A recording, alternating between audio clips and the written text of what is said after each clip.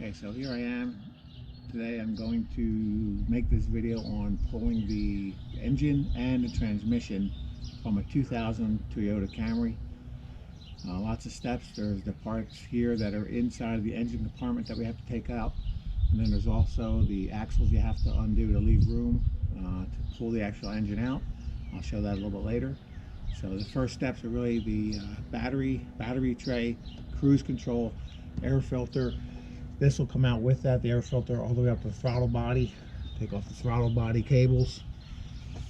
Pull the alternator / generator, air conditioner unit, and power steering. And of course the radiator here has to come also. I'll have to take that out also.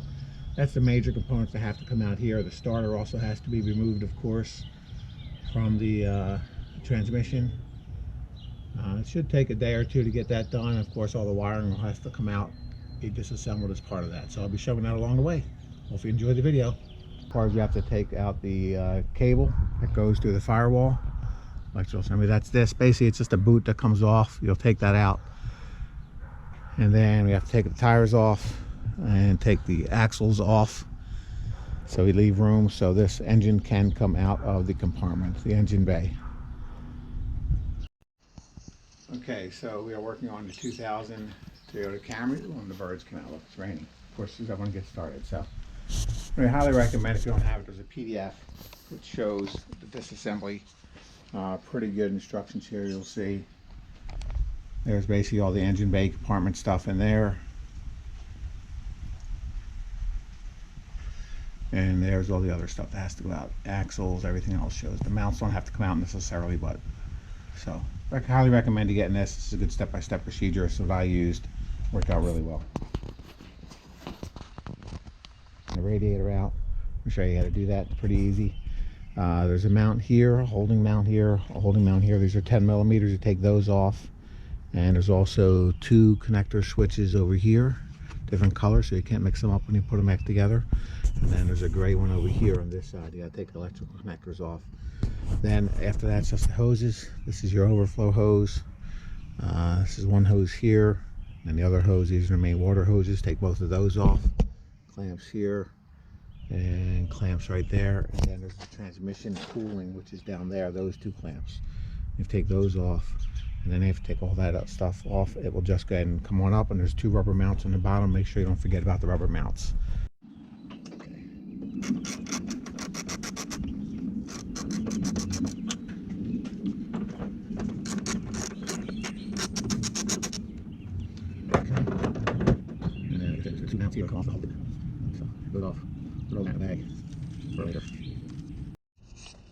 Okay, so we're back at the Toyota Camry. Before you start disconnecting the air box, there's this little other box right underneath here. I don't know what that's called. It has to come off also. So that comes off by disconnecting this hose, and this electrical connector. This box is actually connected to a 10, I think it's a 10 millimeter bolt right there, might be 12.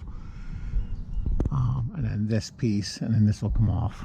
But this top half comes off. You have to separate this anyway, and then the bottom half will come off. But so make sure you memorize which these are. And they pretty much fall back into the way they're supposed to go.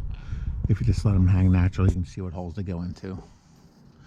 And then for the air box, there's this electrical connector, this one here, and then this hose here is what comes off for the air filter. So 3 for the air filter, 2 electricals, 1 hose.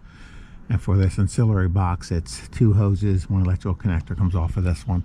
And then for the most part, this also, yeah, this you're connecting here. This one you're disconnecting. This is actually the cruise control, so you're disconnecting that one also. And this will just come out. So what you have to do after you take the filter out, filter box, and I guess it's a recirculation box down here out, and unplug all these connectors and hoses, is you'll have the fuel line here, and there's 2 heater hoses coming off of the engine that circulate through the firewall to provide heat. And there's 2 basically hoses that need to come off.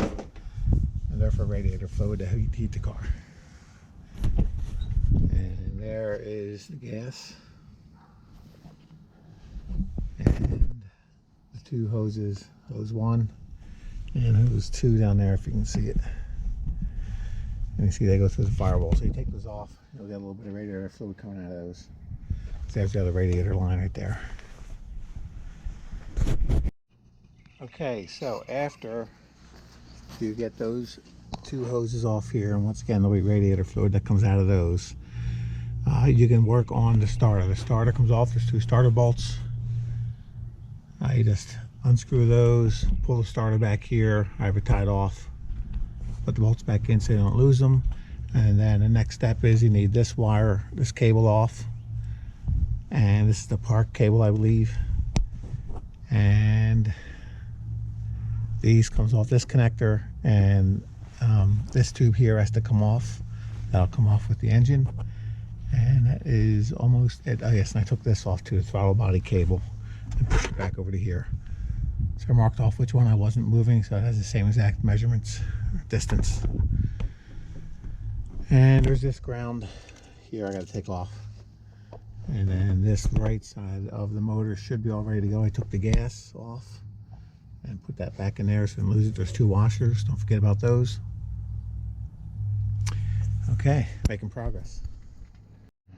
Okay, so I was looking at my starter when I removed it here, and I noticed it's all wet on the bottom, as well as the hole that goes into the plate there. So it's another indication that my main seal in the engine is leaking. This is oil, it's not transmission fluid. So the seal transmission side should be good. This is all oil. So it's another indication that my main seal, rear seal, is bad. Okay, now that we have most of this driver's side stuff out, the next part is we have to take this park neutral switch off. It's this one here. You basically take that nut off. And then the way I'm going to do it is I'm actually going to take the bracket off itself. This is a little hard to get out. I couldn't get it out. So there's two bolts for the bracket. Take that off. You sit that aside. That's going to stay inside the car. And then there is this ground stud right there. The shiny bolt. It's the ground stud that has to come off. You can see it right there. And then this side should be done and free. And then we'll start on the passenger side. Okay, round two in case I didn't get it. So we finished off the driver's side engine bay compartment. Took off the last bolt right there, ground strap. Took off those mount bolts for the parking brake. And took off this bolt here. So that all comes out. I swung that over. Pulled this. This is right to the battery box, to the battery ground. So that'll come off over here. And then now it's time to start on the passenger side over here. Alternator generator, air conditioner, and then ultimately I have to go underneath to do the power steering. So you can start taking off the passenger side components here within the engine bay. Okay, so finished with that. Once again, this combination of 12 and 14 millimeters. Take off the air compressor and the alternator / generator. So I just hung those off with some rope so I won't stress the cables too much in wiring. And then the next step is I got to do the power steering, which is down there, a little belt there, and then of course start doing the engine mounts. But next is that, and then I'll go ahead and do the cable. I'll show you how to do that. I got to take this off here. Let's get this connected. There we go. And those got disconnected. I showed that before. I marked off some of them. I thought this had to come off, but it still might. And then there's one cable down there. So. Okay, so the next step here is after we get the right side done, the driver's side, engine compartment all connected. So we take the engine out. We have to work on the wiring bundle, which comes through this hole. Some of them have screws here. This one just had a little pop out little plastic thing. You got to work out this hole. And then this whole thing will just pop back after we get it out. So you have to go inside. You take out the glove compartment. There are some regular screws, cross-point screws here, here, and here. 3 of them. I think 10 millimeter bolt here, 10 millimeter bolt there. And that basically will come down. You have to feed this through this hole so it pops down pretty easily. Just pop it down with a screwdriver and then feed it through the hole as that's coming down. And then you have to take the wiring off. And the wiring is this wiring bundle here. So you take these two off here, and this one, the blue one, I think this one. Those are all the ones that, and then you'll feed those through the hole that shows you in the engine bay. Okay, so now with everything out of the engine bay, both driver and passenger side, the last thing I work on is the power steering pump, which is down there. There's the power steering pump electrical connector. And over there they have to take off. That stays at the bottom right there. That's taken off now. Basically have to work for the wheel well for that. So put up on jacks. Don't forget, take your crown nut, loosen that up before you put on jacks, and then take the crown nut off when you're ready for it. I'm going to work on the power steering and these axles to get these out.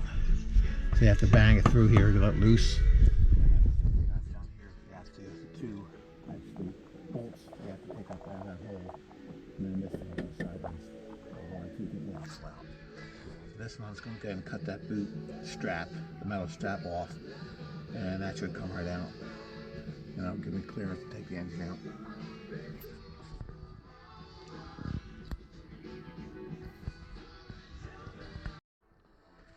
Okay, so back in Toyota Camry, the power steering is off. I have it hung there on a rope with the air conditioner compressor, and the alternator / generator. That power steering is a bear. If you ever try getting that off, you don't understand it. Goes off in there now, so I got these disconnected, goes straight down there, and then now I'm taking off the axle. See the axle from that joint there. Now give enough clearance to get the engine out. So that side and that side. And I have just the mounts. Next after that, it'll be this mount here. There's the transmission mount over here. That one is 4 bolts. Over here you have to take off. And there's a back mount.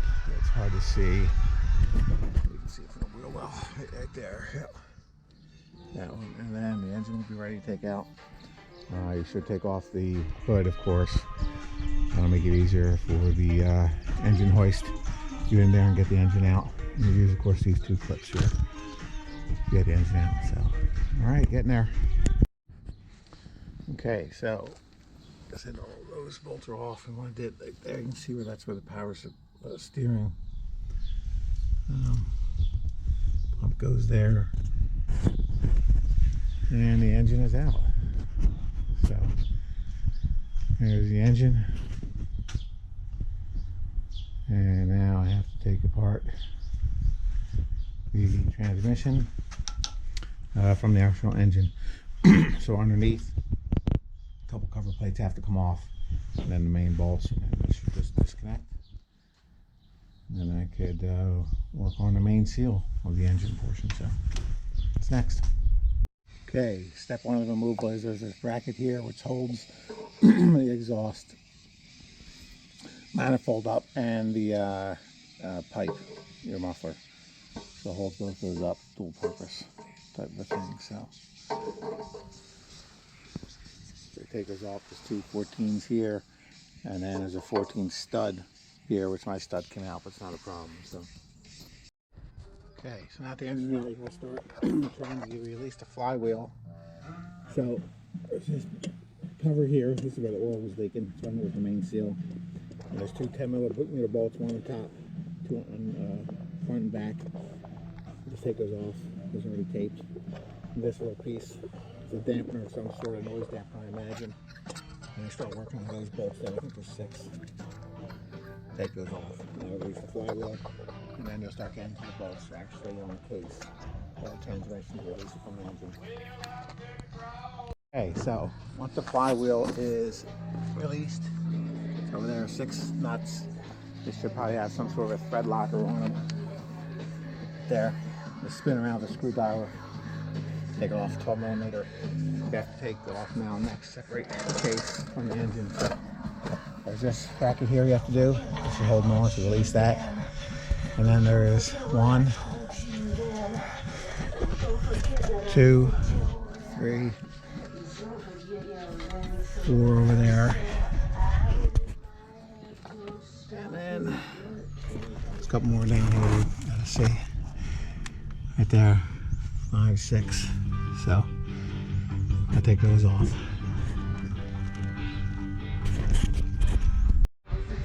Okay, in addition to the bolts, you have the electrical connectors, of course, that are on the transmission. So it's this set here, these three have to come off. And there's that one back there that has to come off. And this ground wire here will come off when you take one of the bolts off for the transmission. So it should be free. Okay, so I got the transmission and engine separated, and here is the failure. It was a brand new gasket there. And I know I greased it up very well, so don't know what happened, but I'll take the engine all apart again for that.